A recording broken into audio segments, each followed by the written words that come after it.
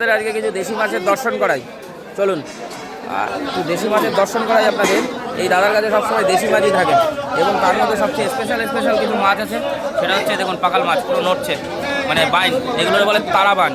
আর এই যে বড় বড় একটা সাইজের আছে, এই দেখুন বিশাল বড় বড়, এটা কি জানি না। আর এইদিকে আছে দেশি ট্যাং, হ্যাঁ ওটা বান কিন্তু এটা নদীর অন্য বান আর কি। আর ওইদিকে আছে দেশি চিংড়ি, বেলে মাছ। মানে দেশি মাছ লাগলে বনগাঁ নিউ মার্কেটে এই দুজনের কাছে আসতে হবে। কত মাছ লাগবে দেশি মাছ সকালবেলায় চলে আসবেন। এই দেখুন পার্থ তুলছে, এই বিশাল মাছ,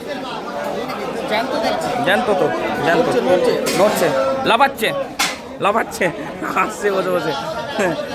এইটা কত করে বেচছে এই বান? এইটা এই মাল কত করে?